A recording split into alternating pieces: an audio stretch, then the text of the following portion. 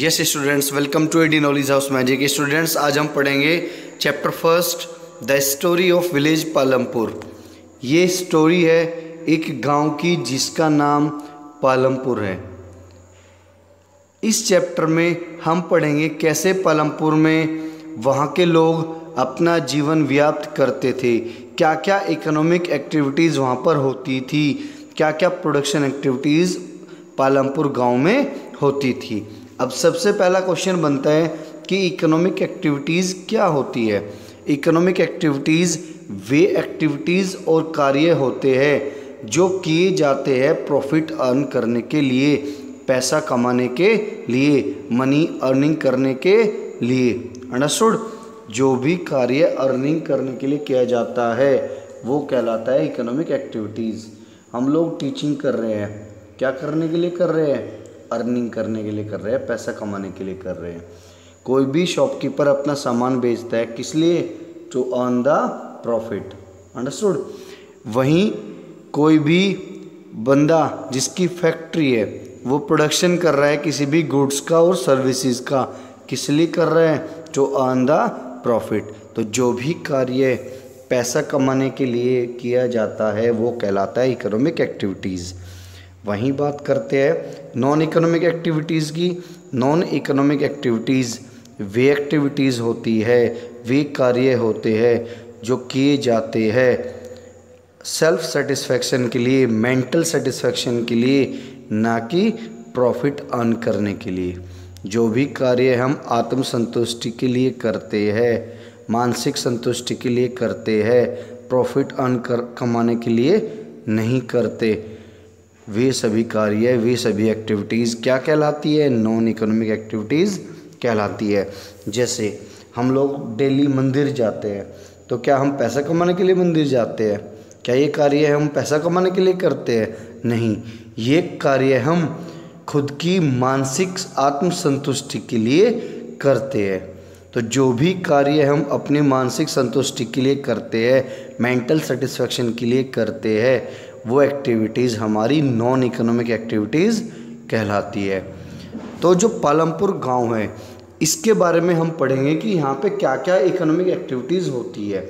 Economic activities में ही क्या आता है? प्रोडक्शन भी आता है। जब हम प्रोडक्शन करते हैं किसी भी गुड्स और सर्विसेज का तो वो कहलाती है इकोनॉमिक एक्टिविटीज़, क्योंकि उससे हम क्या करते हैं? प्रॉफिट अर्न करते हैं, पैसा कमाते हैं।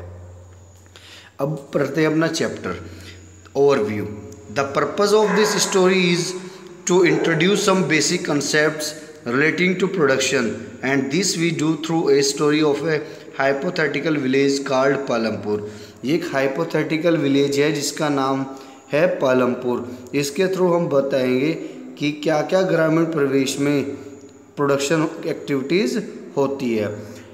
Farming is the main activities in Palampur. Farming एक मेन एक्टिविटी है पालमपुर की, मतलब खेती एक मुख्य कार्य है किसका? पालमपुर का। वहीं बहुत सारी एक्टिविटीज़ भी पालमपुर गांव के अंदर होती है, मतलब वहाँ के लोग खेती तो करते ही है, उसके अलावा और बहुत से कार्य भी करते हैं। बहुत सारी स्मॉल स्केल मैन्युफैक्चरिंग यूनिट भी है, जो छोटे उद्योग है वो भी वहाँ पर है। डेयरी की शॉप भी वहाँ पर है जिस पे दूध दही वगैरह मिलता है। ट्रांसपोर्ट का काम भी वहाँ पर होता है और बहुत सारे कार्य वहाँ पर होते हैं छोटे स्तर पर। The production activities need various type of resources. Production activities करने के लिए बहुत सारे रिसोर्सेज चाहिए होते हैं।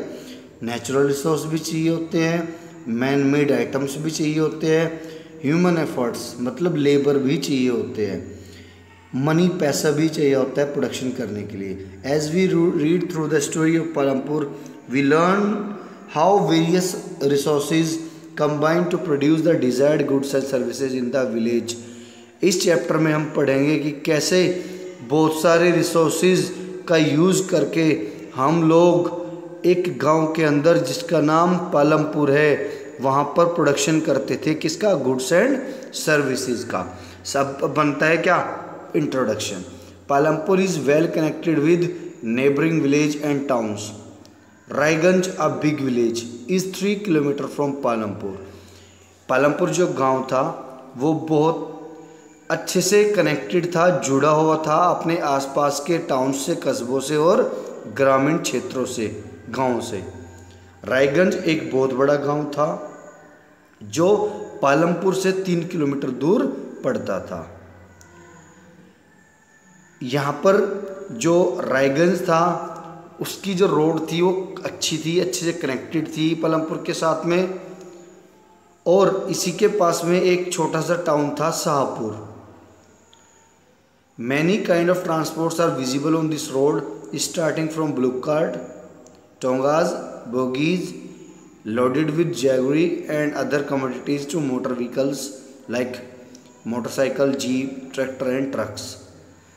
Understood? देखिए जो ये रोड थी इस पे आपको बहुत सारा ट्रैफिक दिख जाता था, बहुत सारा ट्रांसपोर्ट दिख जाता था। जैसे इस पे आपको रोड पे ब्लू कार्ड भी चलता दिखेगा, घोड़ा तांगा या और टोंगाज भी दिखेगा, बुग्गी भी दिखेगी। और ये जो आइटम्स होते थे ट्रांसपोर्ट, जो हमारे व्हीकल्स होते थे, ये ट्रांसपोर्ट व्हीकल्स लोडेड होते थे, बड़े होते थे। ये लोग कैरी कर रहे होते थे किसको? गुड़ को और अदर कमोडिटीज़ को, जैसे motorcycle, jeep, tractor and trucks. Understood? इन सब चीज़ को ये क्या कर रहे होते थे? कैरी कर रहे होते थे। सॉरी, ये जो हमारे अदर जो हमारे व्हीकल्स है, जैसे ट्रैक्टर है, जीप है, मोटरसाइकिल है, ट्रक्स है, ये भी बहुत सारे आइटम्स को कैरी करते थे। अंडरस्टूड? सो इस रोड पे आपको डिफरेंट ट्रांसपोर्ट व्हीकल्स दिखते थे, डिफरेंट आइटम्स को कैरी करे हुए। बहुत ही बिजी रोड थी। The village has about 450 families belonging to several different caste. इस गांव में 450 फैमिलीज रहते थे जो अलग अलग कास्ट से बिलोंग करते थे। The 80 upper caste families own the majority of land in the village. इस गांव में 80 जो अपर कास्ट फैमिलीज है उनकी अपनी खुद की ज़मीन थी गांव के अंदर। तो जो ये हमारे 450 सॉरी जो हमारी 80 अपर कास्ट फैमिलीज थी, majority of the land in the village इन्हीं की थी। मतलब अधिकतर ज़मीन उस गांव में इन्हीं 80 परिवारों की थी। इनके जो मकान थे वो ईंट से बने हुए थे, बड़े बड़े मकान थे, प्लास्टर हो रखा था।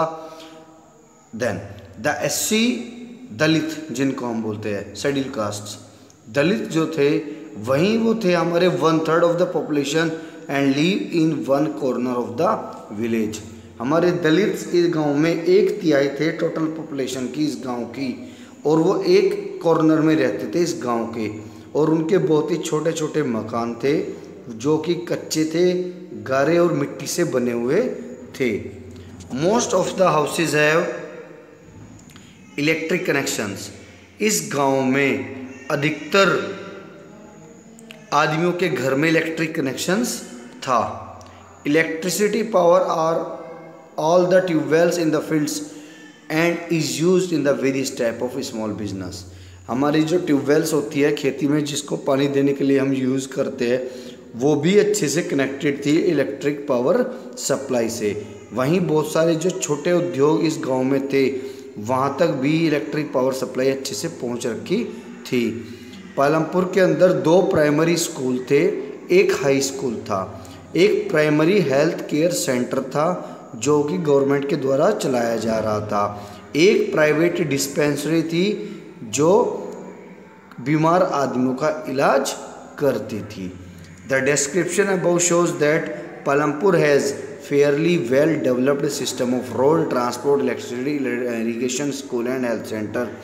ये जो विवरण अभी तक हमने पढ़ा ये दर्शाता है कि पालमपुर गांव कितना विकसित था, वहाँ पर कितनी अच्छी सड़कें थी, ट्रांसपोर्ट सिस्टम था, इलेक्ट्रिसिटी सप्लाई अच्छी थी, इरिगेशन फैसिलिटीज़ थी, स्कूल्स थे और हेल्थ केयर सेंटर्स भी थे। ये गांव हर सुविधा से परिपूर्ण था। The story of Palampur and imaginary village. We take us through the different type of production activities in the village. In village across India farming is the main production activities. The other activities include small manufacturing, transport, shopkeeping etcetera. हमें पता है India के अंदर ग्रामीण क्षेत्रों में जो major activities होती है वो होती है फार्मिंग की, खेती की।